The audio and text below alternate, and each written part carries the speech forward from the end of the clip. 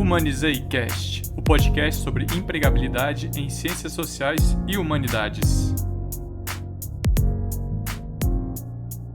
Bom dia, boa tarde, boa noite. Sejam todos bem-vindos e bem-vindas a mais um episódio do Humanizei Cast. Nesse episódio de hoje, olha só que legal, eu estou entrevistando de novo a Caroline Marci e a Raquel Mesquita, que foram as nossas convidadas do episódio 5, porque rolou o sentimento, a sensação de que tinha mais assunto para ser conversado. Eu fiz o convite, elas aceitaram e estamos hoje aqui publicando, lançando o segundo episódio com elas, que é o 8º episódio da série do Humanizei Cast. Só para fazer a introdução, eu vou retomar um pouquinho a biografia de cada uma. Caroline Marci é cientista social, administradora, especialista em projetos sociais, especialista em ensino de sociologia e mestre em desenvolvimento social. Em toda a sua trajetória profissional, atuou na carreira das ciências sociais em diferentes frentes: pesquisas sociais, projetos socioeconômicos, gestão social, sustentabilidade, docência e, nos últimos anos, tem dedicado ao relacionamento com comunidades, comunicação e ESG.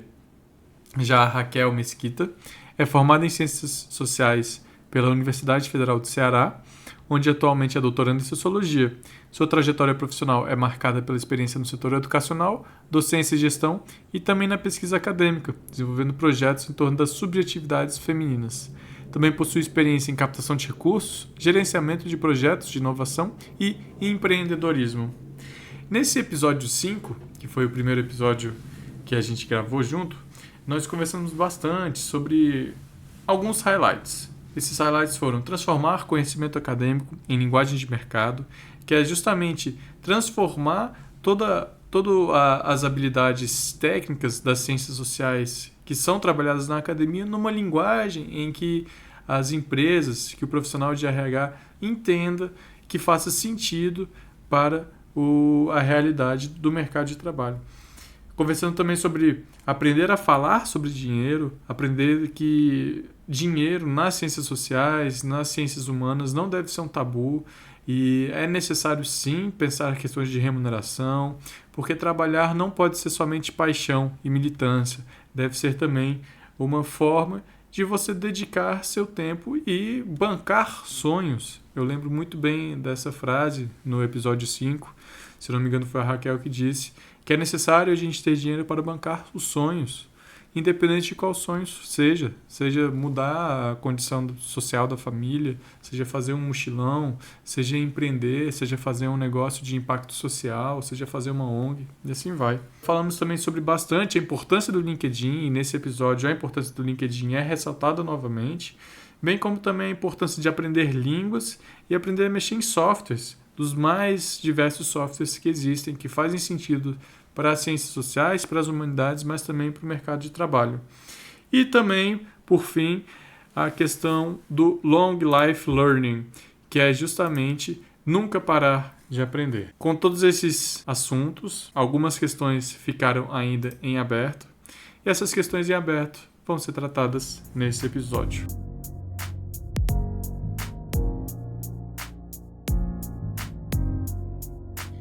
Bom dia, boa tarde, boa noite, pessoal. Hoje estamos aqui no segundo encontro com Caroline Marci e Raquel Mesquita, nossas queridas convidadas do 5º episódio. E a impressão que eu fiquei, que foi inclusive o motivo de eu ter chamado elas aqui para a gente fazer uma parte 2 da conversa, é de que tem tanta coisa para conversar, tanta coisa para falar sobre empregabilidade e as profissões de humanas, que eu realmente achei que merecia um segundo episódio. Nesse segundo episódio, a gente vai abordar um pouquinho mais do que foi falado, mas adentrar outros universos. E aí, a primeira pergunta que eu queria fazer para as convidadas é: será que é importante planejar carreira? O que vocês acham? Com vocês, Caroline e Raquel. Olá, pessoal. Bom dia, boa tarde, boa noite. Adorei esse cumprimento aí, viu, Caio? É um prazer novamente estar aqui participando do Humanizei Cast.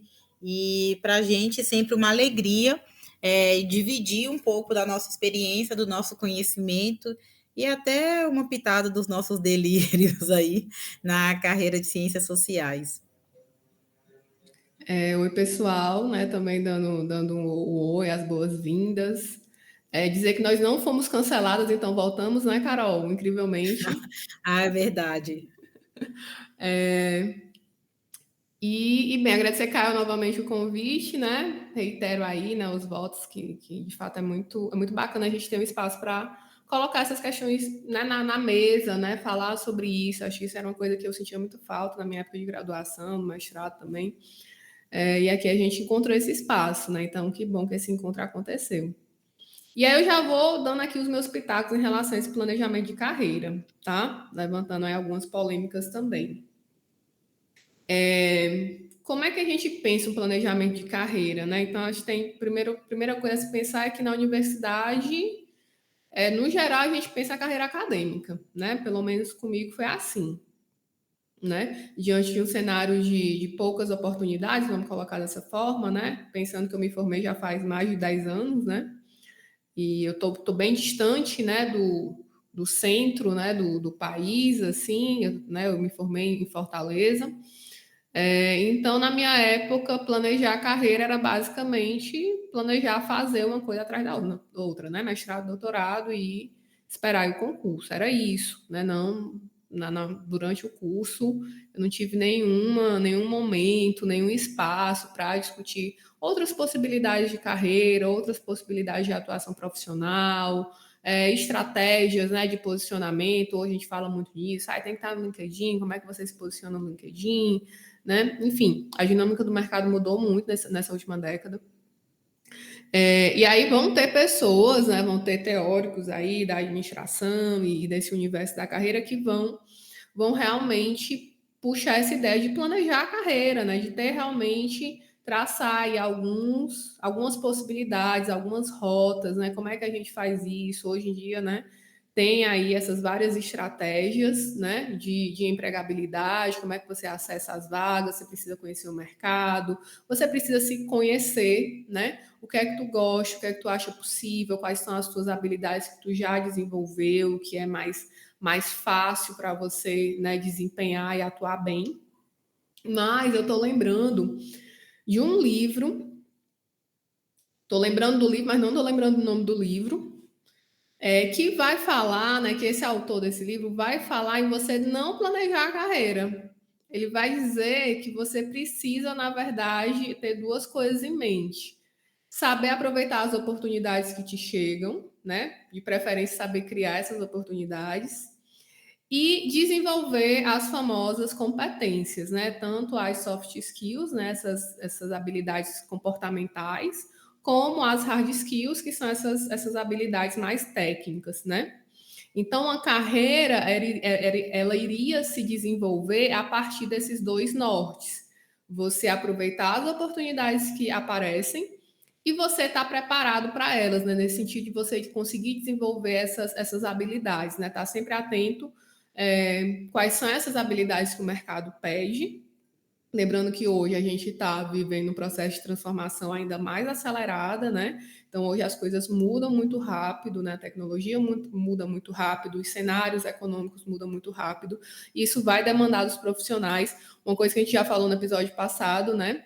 Que é essa demanda de você estar sempre aprendendo, né? Não basta só fazer a faculdade, terminou o curso, pronto. Acabou, daqui para frente é só o trabalho, né? E isso ficou num outro horizonte, uma carreira, não sei, dos nossos pais, enfim. Mas a gente vai ter que estar sempre estudando, se capacitando mesmo a partir dessas questões que o mercado nos coloca, nos apresenta. Então, assim, o meu pitaco vai por aí, né? Um pouco polêmico nesse sentido. Acho que tem que ter estratégia para planejar a tua carreira. Sim, eu acredito nisso. Você precisa ter esse olhar amplo para você saber para onde é que você pode construir, né? Qual é a carreira que é possível, né? Certamente, para quem está no Nordeste, né? Estou pensando aqui em Fortaleza, as opções, as possibilidades de trabalho são bem diferentes de quem está, sei lá, em Brasília, ou de quem está em São Paulo, né? Então, eu quero fazer uma carreira na consultoria estratégica, né? McKinsey da vida e tal. Poxa, McKinsey não tem em Fortaleza, né? Tem em Salvador, mais perto que tem em São Paulo, né? Como é que eu vou construir essa minha carreira? É possível, não é, né? Eu estou disponível para mudar de cidade, mudar de estado, né? Ou não estou. Então, isso tem que ser colocado na mesa e tem que ser pesado, ponderado, né? Qual é o momento da sua vida, né? Mas, ao mesmo tempo, diante de um mundo extremamente rápido, né, acelerado e também extremamente desigual em oportunidades, eu acho que você precisa também estar atento para o que te surge. Talvez o que surgiu num dado momento não era lá o que você estava pensando, mas foi algo possível, né? Então, será que não é também um momento de, né, parar, ponderar e dizer, poxa, eu vou por aqui porque foi isso que me apareceu e depois eu vou ver o que é que eu faço com isso, né? Se vale a pena continuar muito tempo, se eu vou procurar outras aberturas, né? Acho que a gente também precisa ter essa noção assim, bem pragmática, né? Do que é possível, quais são as condições que estão colocadas para a gente. Eu vejo que o mundo hoje tem mudado realmente muito rápido, né?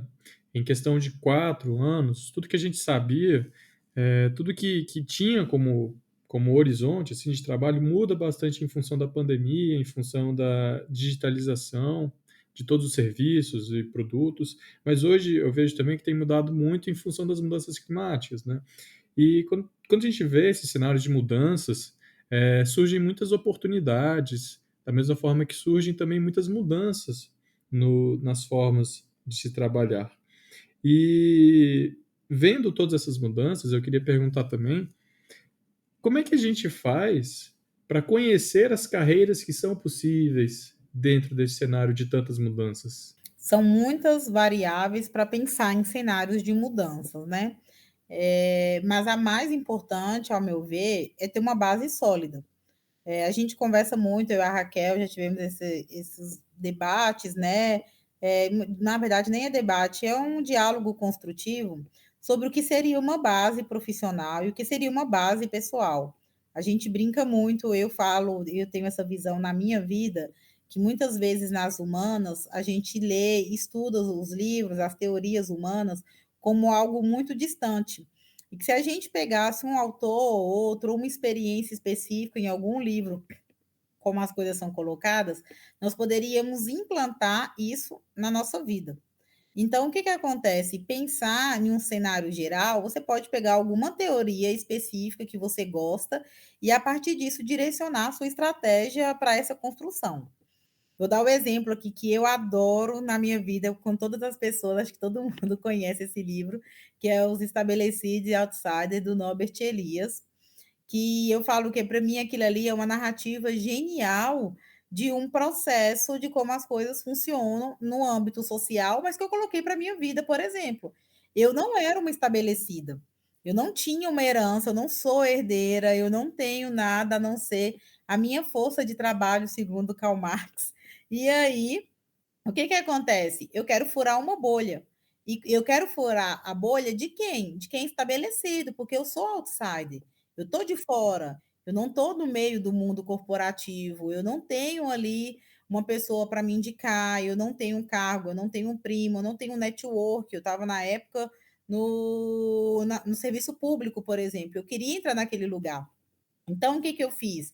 Eu montei uma estratégia dentro do que eu poderia acessar. Assim, quando eu caí a ficha que eu não queria ficar trabalhando no serviço público, na época não quis. E aí eu entendi que a primeira coisa era estudar. Então, a primeira estratégia é a base forte. Eu entrei numa segunda graduação. Na estratégia que eu tinha também, não podia pagar a mensalidade, então eu tinha que fazer uma universidade pública novamente. Então, nem sempre é uma coisa confortável, porque voltar para um banco de universidade após mestrado e pós-graduação não é fácil para ninguém.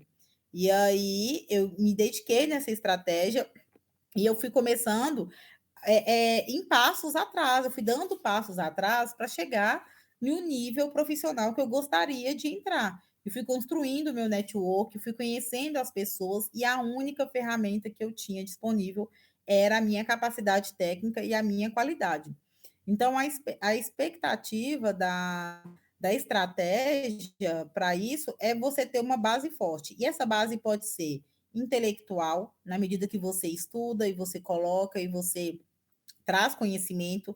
No meu caso, além do conhecimento técnico, né, eu sempre fui uma pessoa muito dedicada no estudo das ciências sociais como um todo, e eu não estudei uma área somente, então, assim, eu estudava sociologia política, desenvolvimento local, desenvolvimento social, metodologias, projetos sociais, então eu fui criando ferramentas para mim. Também uma parte que é de base no sentido de conhecimento de mercado, de ter conhecimentos adicionais. Eu lembro que eu também sou lá dos Cantos, Raquel, lá do norte de Minas, e aí eu sonhava em fazer um curso na UFMG de metodologia quantitativa. Obviamente, gente, eu não tinha dinheiro para isso, eu só sonhava, né? E aí, na época, o que eu fazia? Pesquisava no Google mesmo, não tinha nem LinkedIn, não tinha nem esses trem de rede social. Então, é a base forte que vai te conseguir, que vai te proporcionar montar essas estratégias iniciais. Eu concordo com Carol. Eu acho que essa base, a gente falou isso no episódio passado, né? Ou se não falou, né? Então vamos falar agora, né, Carol? Tipo assim, a importância do estudo, né? Tipo assim, a gente tem que partir disso, minha gente. Sem isso, você não se mexe. Antes de você continuar, Raquel, só complementar, porque tem uma coisa muito diferente, né? Que a gente, não foi nem no podcast, não, foi na nossa reunião, que é diferente de você estudar e você aprender. Então, quando eu falo assim, a base forte, porque tem gente que passa pela universidade e só passa. E só passa na média, e só passa sem uma iniciação científica, sem um estágio, sem nada, sabe? A pessoa só passa lá. Então, esse só passar vai pesar. Então, assim, é muito importante quando eu falo de estudar, de ter isso que eu falo. Eu nem gosto de falar de estudar, porque todo mundo estuda, mas é o grau do seu estudo que vai mostrar qual é o seu caminho. E é importante que não é só tirar 100, não é só tirar 10, né? Na minha faculdade era 10. Não é a questão da nota, é mesmo a compreensão, a apreensão, a formação do seu conhecimento. Eu lembro agora, é uma amiga, eu nem tenho mais contato com ela. Eu li um texto não vou lembrar o nome do autor agora, que ele falava de estratificação social. E nós tínhamos que apresentar um seminário na faculdade. E a gente estudou. Falei, não, deixa que esse seminário eu vou apresentar. Eu apresentei toda a teoria da estratificação social contando a minha história de vida. Quando eu acabei, a professora, assim, olhou, ela ficou impressionada, eu mostrando que, por exemplo, que eu não fiquei em um grupo social, porque a minha mãe optou que eu fosse estudar numa escola do centro, e aí ela fez uma abertura para outra coisa, eu entrei em outra atividade, e eu fui mostrando toda a abordagem teórica em um histórico de vida. E aí as pessoas ficaram impressionadas como eu consegui fazer isso. Ora, como que eu consegui? Estudando. Vendo a teoria ali, não com algo distante, mas como algo que é próximo. Se a gente estuda ciências humanas, quem somos humanos? Somos nós estamos ali. Nós participamos daquelas teorias, e essa formação ela está toda colocada lá.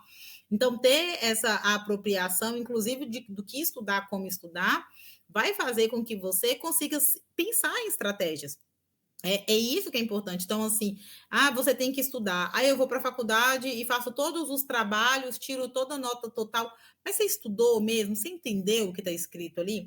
Porque, gente, tem uma coisa que ninguém fala abertamente, mas a carga de leitura dos cursos de ciências humanas é muito grande. Muito grande. Assim, tem período que você lê mais de 200 páginas por semana. E aí não dá para você aprender tudo, para você internalizar tudo. E aí você já começa a fazer a estratégia na própria graduação de ter essa base forte. Mas só trouxe isso, Raquel, porque fica parecendo assim que só estudar, né? Mas não é só estudar, é mais do que estudar. Sim, sim. E aí, bem, além disso, eu acho assim, né? Eu acho que a primeira coisa que é importante para você conhecer, né? Conhecer outras áreas, é você se dispor a isso, né? É uma coisa que a gente estava conversando nos bastidores, que às vezes as pessoas não estão muito dispostas, né? Assim, você tem que estar, gente, genuinamente aberto a novas possibilidades, né? Então, se você está ainda na graduação, procure estar em outros cursos. Tem algum programa interdisciplinar? Se tiver, se joga, né?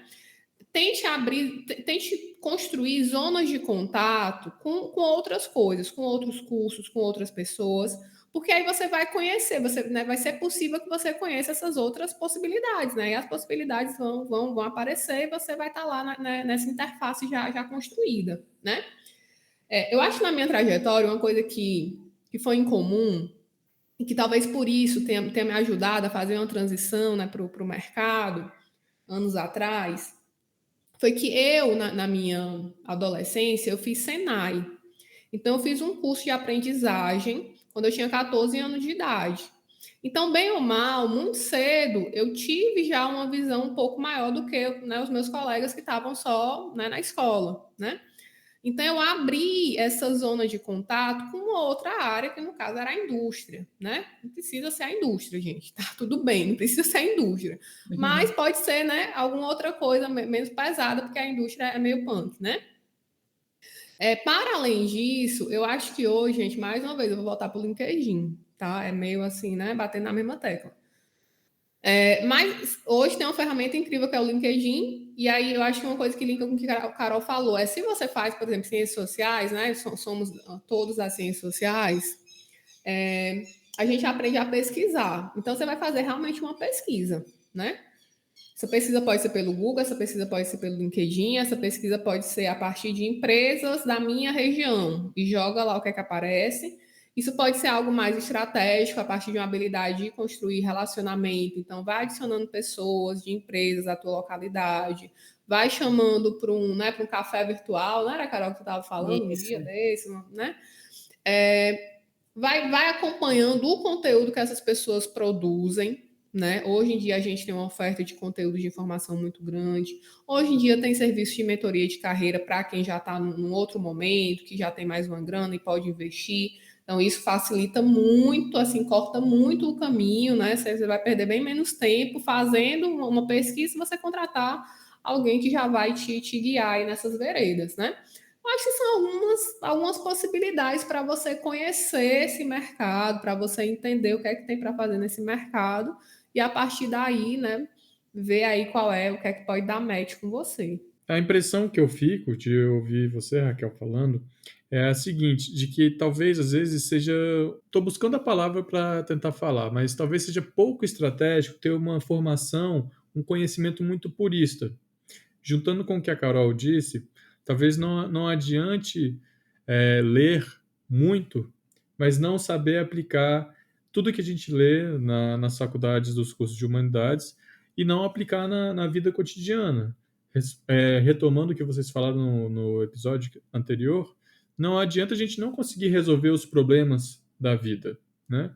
E fazendo essa reflexão, eu queria já engatar em outra pergunta, que é a seguinte: a gente consegue se preparar para entrar na universidade, para estudar para passar no vestibular, a gente consegue se preparar para passar assim em programas de mestrado, a gente consegue se preparar para passar em programas de doutorado, mas será que a gente não consegue se preparar para entrar bem no mercado? A pergunta que eu quero fazer então é: a gente tem que se preparar para conhecer o mercado e assim como fazemos uma prova de processo seletivo do curso de pós-graduação, a gente tem que também se preparar para fazer um processo seletivo de uma empresa qualquer? Sim, né, minha gente? Sim, é processo seletivo, né? Então a gente precisa ter essa mentalidade, né? Ter esse insight, que assim como a gente se prepara para o mestrado, para o doutorado, para a prova de iniciação científica lá na graduação, a gente também precisa se preparar para um processo seletivo na empresa. Então, assim, viu a vaga lá no LinkedIn, viu a vaga aberta. Vou mandar o currículo de todo jeito? Não.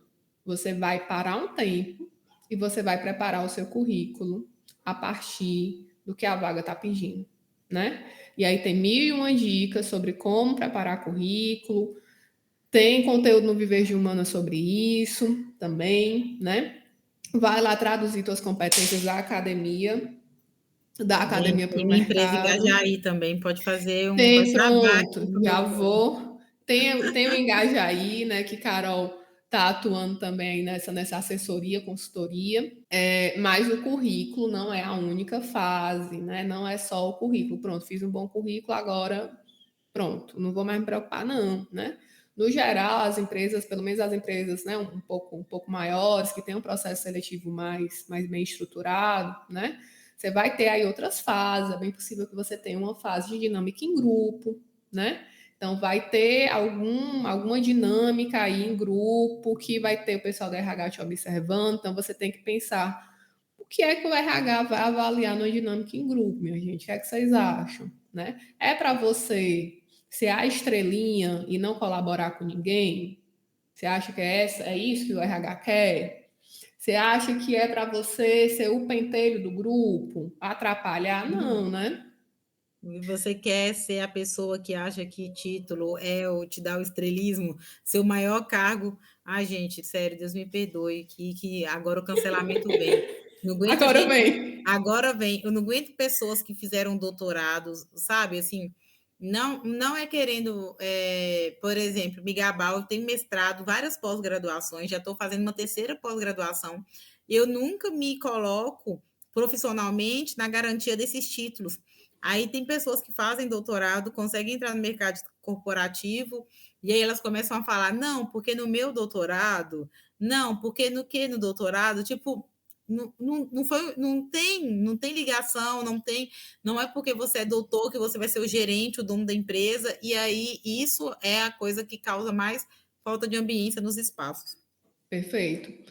É isso, né, gente? A gente precisa ter essa noção, e mais uma vez, né? Eu sou repetitiva, né? Tipo assim, a gente tem que entender o jogo, se a gente quer jogar esse jogo, né? Então, numa dinâmica de grupo, o recrutador, a pessoa da RH, ele vai estar lá observando as suas características, as suas habilidades de trabalhar em grupo. Então, se você é colaborativo, se você consegue minimamente gerenciar esse grupo, né?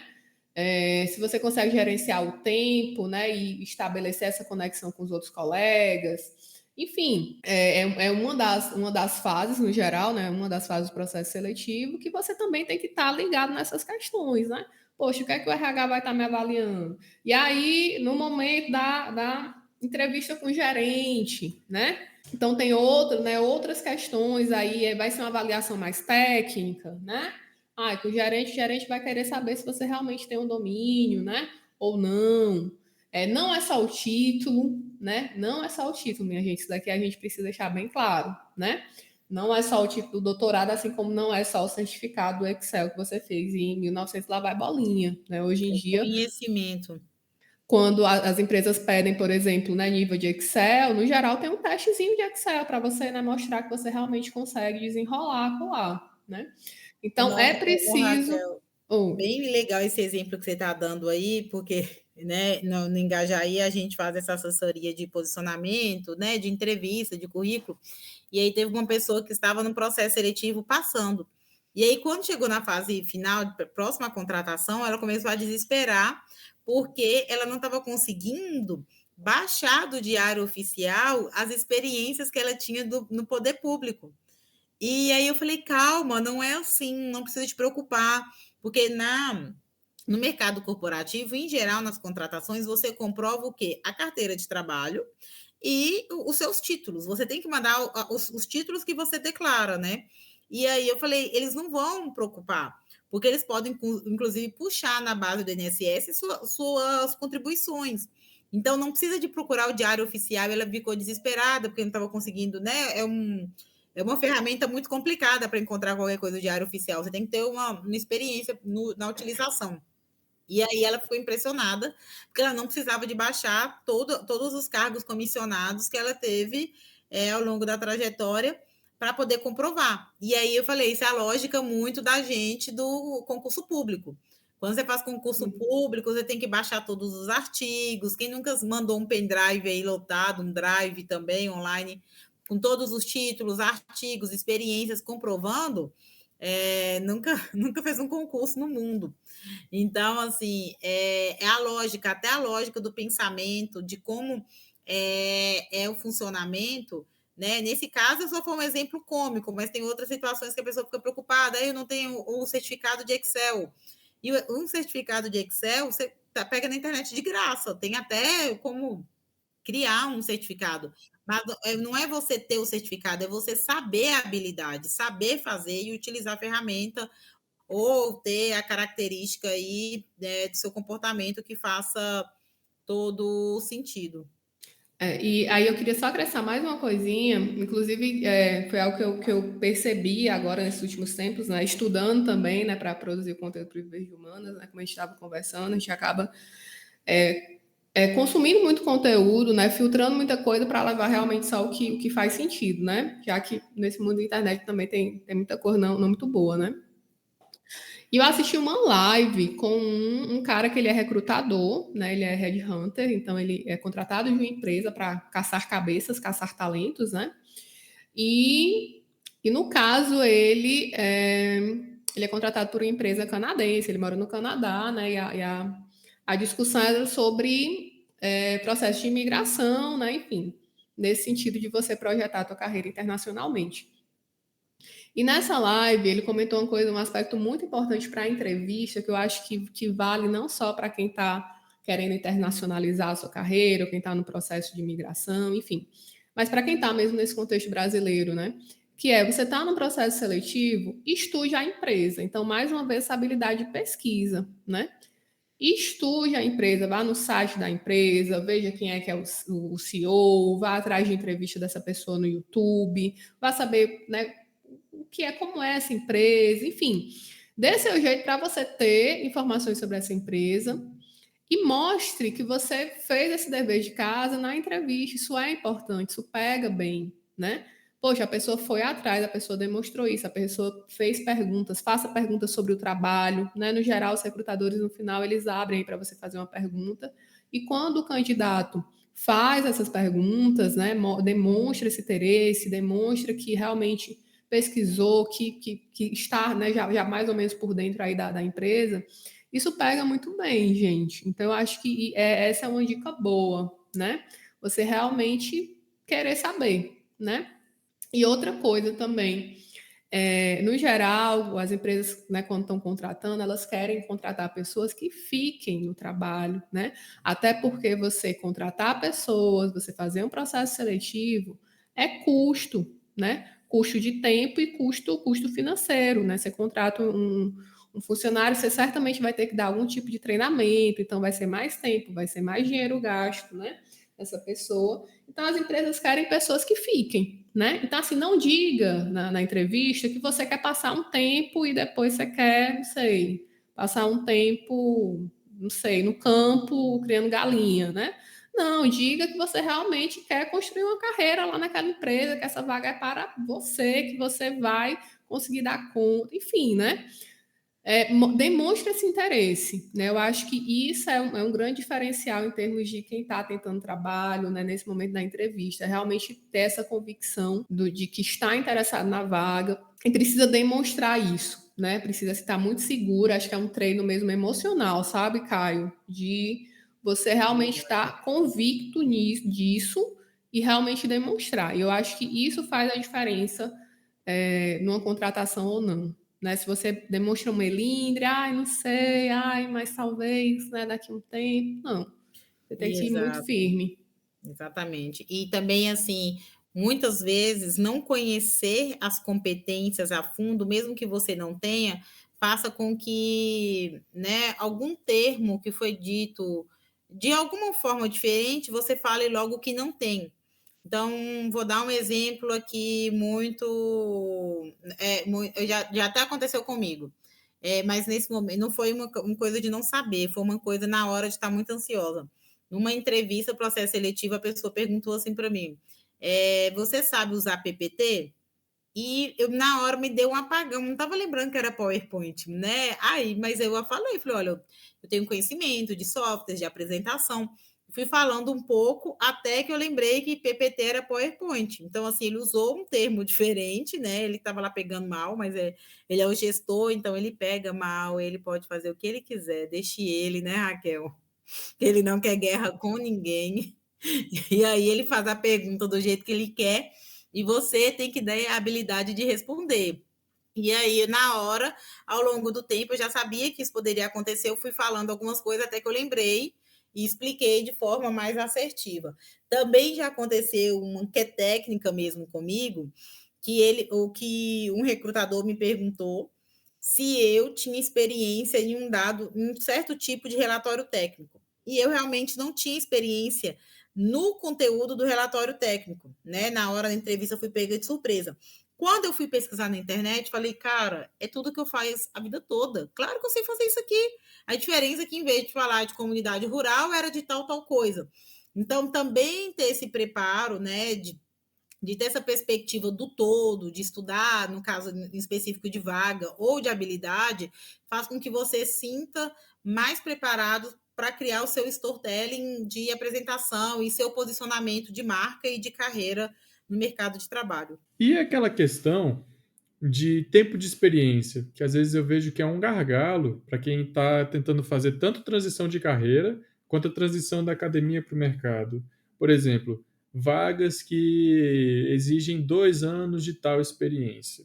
Aí, quando a pessoa fala, pô, passei 2 anos estudando esse tema no mestrado, vou me candidatar para tal vaga, chega lá no processo seletivo e não é aceito porque o mercado não aceita aquele tempo de experiência de pesquisa.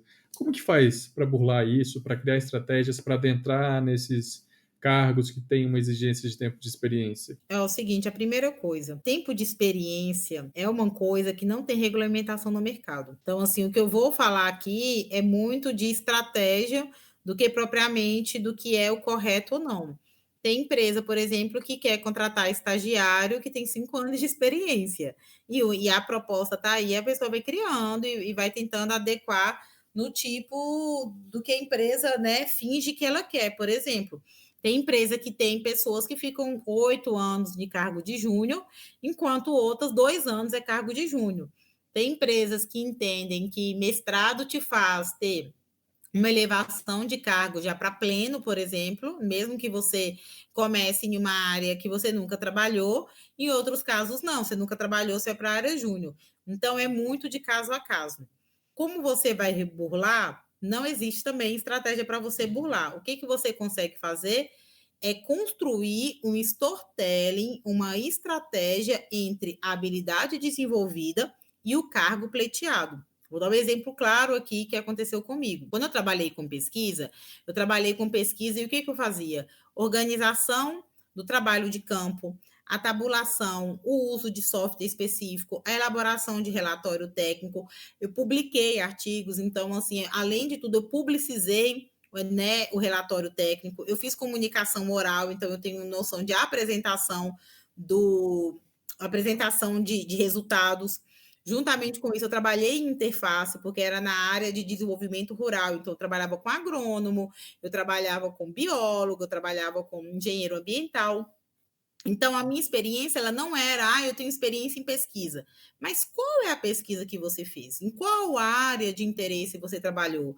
Então, é muito mais no sentido de você entender o que você fez e o que você criou, do que propriamente você tentar pleitear. E aí, quando você cria esse caminho, você se sente consistente para trazer toda a narrativa e consistente para desenvolver o trabalho. Porque, gente, é muito ruim, todo mundo precisa de dinheiro, isso é óbvio, o capitalismo está aqui sufocando todo mundo. Mas vou falar com vocês uma coisa: pior do que ficar sem emprego é você fingir que sabe de fazer uma coisa, você entra na empresa e não sabe, entra lá, com 3 meses você é demitido. 6 meses você é demitido. É muito pior, falo por vivência, de ver pessoas que estavam em cargos lá de especialista, eu sou especialista, eu sou coordenador. Pode ser o mais humilde, o ser humano humilde, mas está todo mundo lá recriminando a falta de habilidade dessa pessoa. Então, assim, as empresas contratam para poder ter respostas, ter resultados. Então, você tem que criar a narrativa do que você fez com que você pode trabalhar. Então, por exemplo, me sinto muito segura para usar as minhas experiências de pesquisa com desenvolvimento local, com desenvolvimento rural, com a questão de gênero, com agora, por exemplo, na minha última graduação, eu fiz uma pesquisa totalmente online, usei plataforma via LinkedIn, pesquisa qualitativa sobre a questão de gêneros e mulheres no mercado de trabalho, a questão de migração, escrevi vários artigos em parceria com um amigão meu, escrevi muita coisa de gênero, desenvolvimento de todas as esferas, desenvolvimento social, local, endógeno, sustentável. Antes de existir ESG no mundo, entendeu? Eu já estava lá na base, eu estava amassando barro, do que tá a galera falando de ESG aí, eu estava lá já amassando barro. tenho consistência nisso. Agora, aparece uma vaga aí daquela palavra em inglês, como você fala, Raquel, eu falei. Então, UX. aparece uma vaga dessa aí, falando que precisa de experiência de 2 anos de pesquisa. Nunca que eu boto meu nome. Então, é ter consistência, sabe? É difícil falar todo mundo sentadinho aqui bonito, né? Os 3 lindos, tudo com os empregos CLT assinadinho aí na carteira. Mas aí é muito legal a gente estar sentado aqui, as pessoas podem estar nos ouvindo e falando, é legal para quem está falando isso. Mas é pior, né, da nossa experiência, eu sei que todo mundo aqui vai concordar, que estar num ambiente que você não consegue desenvolver minimamente o seu trabalho, principalmente porque você mentiu na entrevista, né? A não ser que você seja aí uma mega pessoa que consiga mentir, chegar lá na hora, aprender e desembolar. Não conheço, né? Mas talvez exista essa pessoa. Você passa tanto constrangimento, gente, tanta humilhação, que tem pessoas 45 dias é demitido, sabe? E é lá na experiência, a partir dos 3 meses não é renovado. Então, entrar no mercado de trabalho também requer segurança no que você vai trabalhar. Eu concordo totalmente com Carol. E assim, o que eu teria para acrescentar, gente, é que, bem, né? Como Carol falou, eu acho que essa questão não tem regulamentação. Então, assim, se a empresa, né, a empresa X, não aceita a sua experiência, aí, né? Que triste, que pena, né? Eu acredito sim que tem RHs assim, ainda com a mente bem estreita, né? Enfim, de não considerar, de não perceber valor naquilo e tal. Mas eu acho que a grande questão é essa consistência que Carol falou, né? Se você fez um mestrado e se no mestrado você deu um grande suporte para o seu orientador, a coordenar o pessoal da iniciação científica da graduação, caramba, isso é liderança, né? Você tem que ter o autoconhecimento, saber o que é que você fez, né? E ter realmente consistência naquilo. Eu lembro que durante o meu mestrado, isso lá em 2012, né? 2012, 2014, eu lembro que eu captei 10 mil reais de recurso no edital, né? Eu lembro que a gente comprou data show lá para o núcleo, né? Os núcleos nem tinha e a gente tinha por causa desse dinheiro que entrou, né? Poxa, isso foi uma grande experiência, né? Para mim e para o meu currículo. Então, na sequência, quando eu fiz a minha transição de carreira, né, do mestrado para o mercado, e não foi rápida, gente, não foi 2 meses procurando emprego que eu consegui, foi 1 ano e meio, tá? Se eu não me engano, foi 1 ano e meio. Um ano e meio que eu passei no perrengue atrás de trabalho, né? Eu coloquei isso lá, porque eu realmente tinha feito, então eu realmente tinha escrito projeto, eu realmente captei dinheiro, né? Tive que gerir lá, né? Muita dor de cabeça para você gerenciar dinheiro público, tanto que depois eu nunca mais captei nenhum real, não quero mais isso para minha vida, porque é muito problema, né? É uma responsabilidade muito grande. Mas você tem que ter esse autoconhecimento, saber o que é que você fez, as suas habilidades e ter essa consistência, né? O que é que eu apresento como experiência, né? O que é que eu posso apresentar como experiência? Eu realmente tive essa experiência, eu realmente me garanto naquela, né, naquela função, naquela atribuição. Então coloca. Eu sou partidária do seguinte, tá? Mestrado e doutorado, gente, não é aluno. Vocês parem de colocar isso no LinkedIn. Aluno de doutorado. Não, é pesquisador. Pronto, é pesquisador. É trabalho, né? É desenvolvimento de habilidade, é entrega de resultado. Só que o que eu percebo é que tem muita gente que realmente só se considera aluno. Não, eu sou aluno de doutorado. Então vai ficar difícil. Aí vai querer terminar o doutorado e ser gerente? Não vai, gente, não vai dar certo. Sinto muito, mas não vai. Eu queria puxar um último assunto, que a gente já está aí há mais de 40 minutos conversando, e para a gente desenvolver bem esse assunto, acho que a gente precisa de um tempinho, que é parar para a gente refletir um pouco sobre a estratégia na carreira, sobre como ser estratégico na carreira. E uma das coisas que a Carol frisou bem é o storytelling, né? Mais além do storytelling, será que tem outra outra ação que as pessoas podem ter para serem estratégicas na carreira? Planejar a carreira pode ser, né, uma forma estratégica, mas além do planejamento, que mais que pode existir aí como uma boa estratégia para profissionais de humanas se posicionarem bem aonde quer que eles queiram? Vou fazer aqui um momento 5 passos para você ter uma estratégia de mercado de trabalho em ciências humanas. Primeira coisa, estude o mercado de trabalho. E estude o mercado de trabalho não a partir dos clássicos das ciências sociais, entendeu? Quando eu dava aula de sociologia do trabalho, no segundo ano eu fazia um desenhozinho sobre o mercado de trabalho. A essência do posicionamento do trabalho como fonte, né, de legitimação e posicionamento do trabalhador. Não é isso. Estude este movimento que está acontecendo. Estude, saiba, né, o que é híbrido, o que é remoto, estude palavras, veja, leia, né? E aí você tem hoje uma base maravilhosa que é o LinkedIn, que antigamente não existia.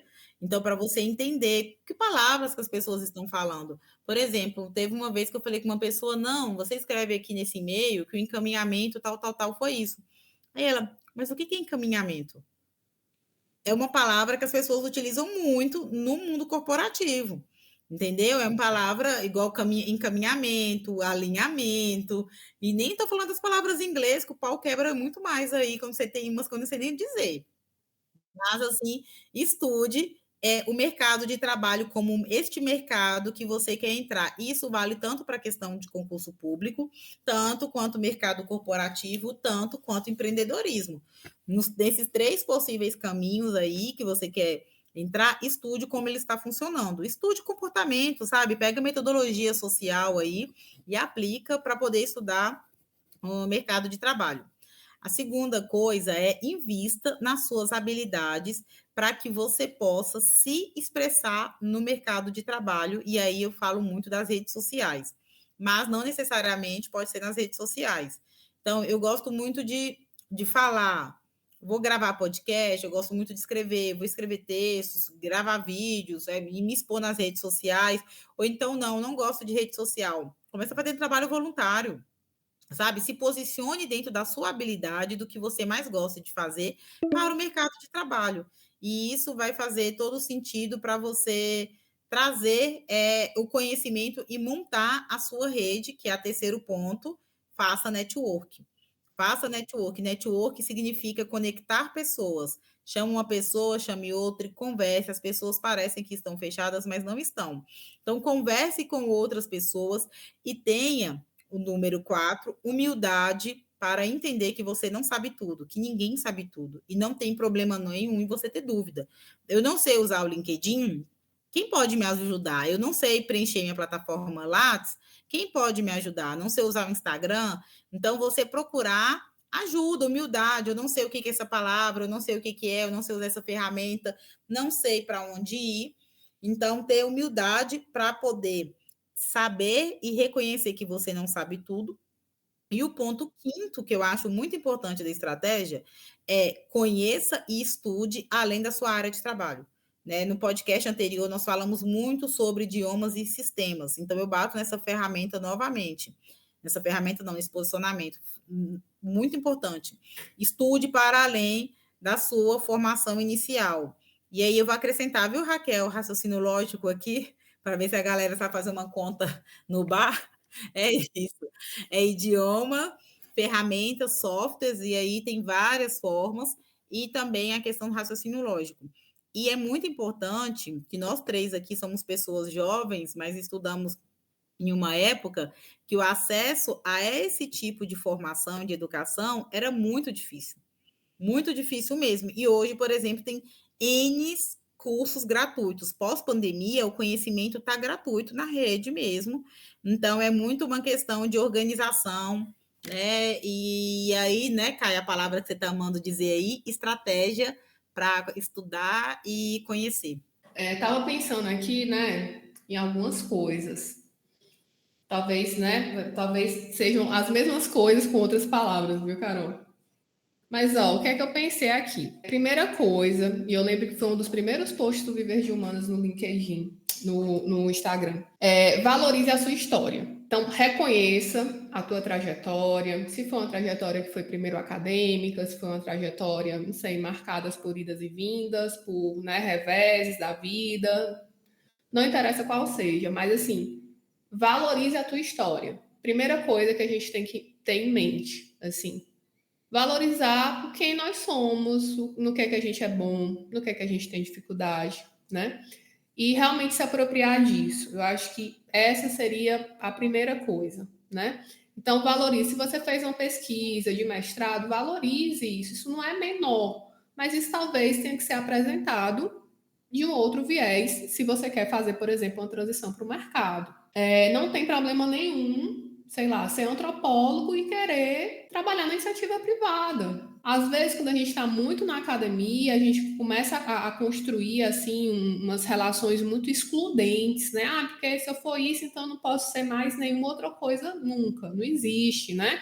Tem que ser um, assim, meio Roger Bastide, né? 1000 possíveis em mim. E é isso, né? Então, realmente valorizar essa história. É meio papo de coach, né? Em breve me lançarei como coach, gente, porque minhas falas é bem assim coach, né? Mas, enfim, é o que temos, né? Segundo a minha experiência. Uma outra coisa super importante, lembro de já ter falado isso com Carol também, que é crie movimento.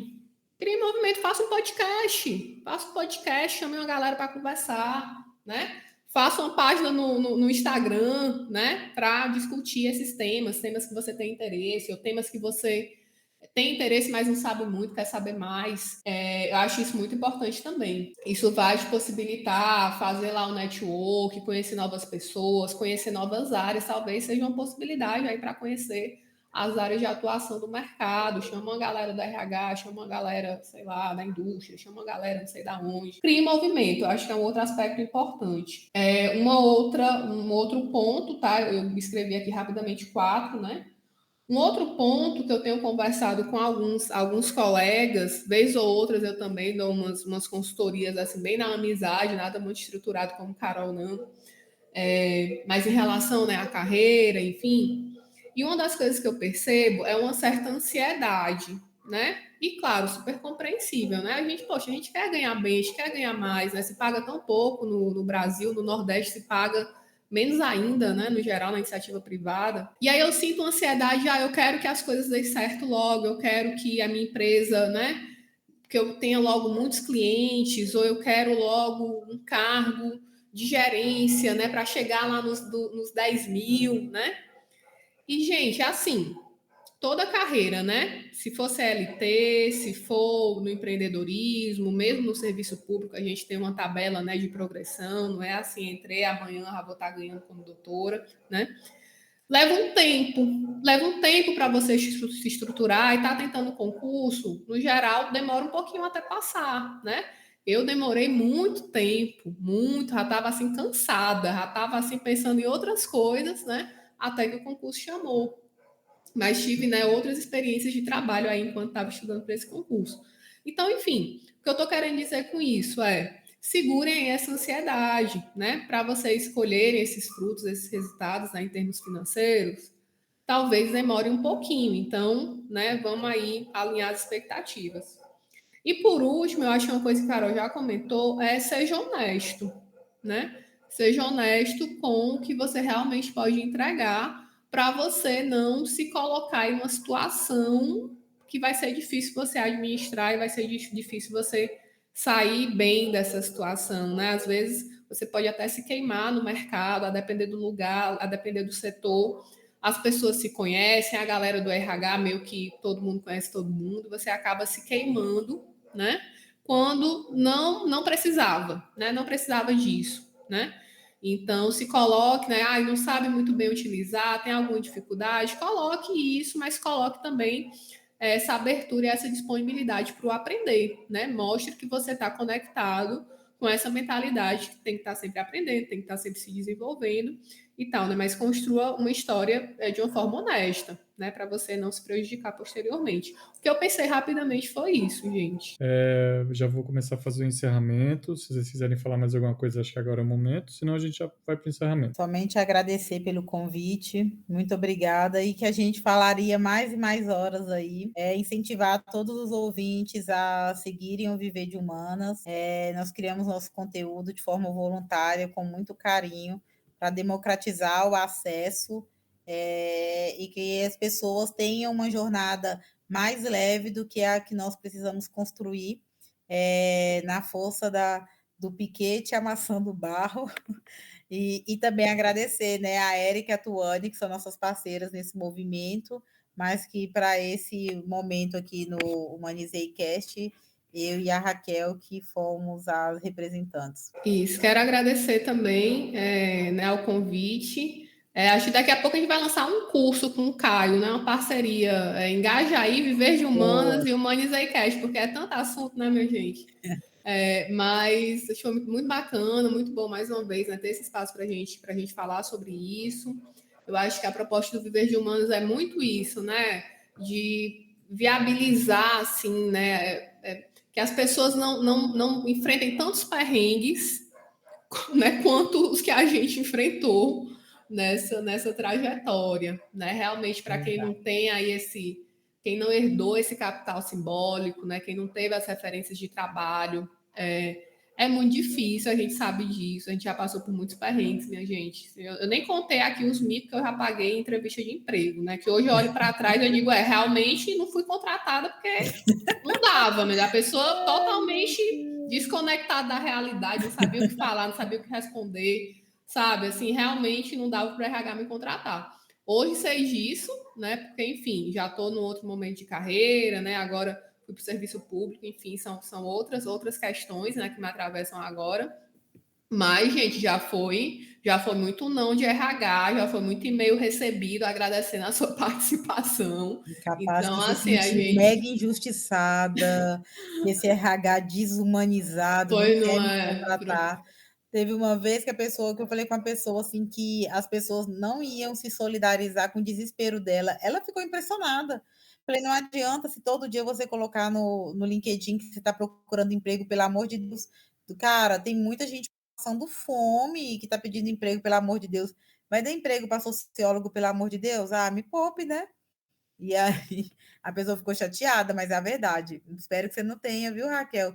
Sentido ódio do RH. Não, agora eu entendo. Né? Tinha um leve ódio na hora, né? Mas agora eu compreendo. Então, assim, a nossa intenção é mesmo essa, né? Viabilizar, assim, facilitar, né? Facilitar o caminho. Acho que quando a gente começou no Viver de Humanos, eu tinha muito essa imagem, né? De ter que abrir o caminho, assim, à base do facão, né? Então, assim, abrindo, né, quem é do campo, né, tipo assim, de abrir o caminho no meio do mato, no facão, né, sozinha, com muita dificuldade. Então, eu acho que a gente tenta, e eu acho que o Humanizei Cast também está nessa empreitada, né, nessa empleita junto com a gente, de abrir esses caminhos, né, de tornar esses caminhos mais fáceis, assim. Então, agradeço imensamente o Caio aí, novamente, o convite. Obrigadão. Legal, gente. Então, muito obrigado. A última perguntinha mesmo, que é o padrão do fechamento, é como que a gente segue vocês e as iniciativas que vocês fazem parte nas redes sociais? Tem minha página no Instagram, caroline.massi, onde eu também compartilho os meus conteúdos no LinkedIn, que também é meu nome, Caroline Massi. Participo do Viver de Humanas, muito importante todo mundo seguir. Há pouco tempo abri uma consultoria com mais duas sócias, que é o Engajaí, que é uma consultoria para posicionamento de carreira. Também a gente faz o trabalho de currículo, mas principalmente um outro olhar para o LinkedIn e para a sua estratégia, né? A nossa essência é LinkedIn real para pessoas reais.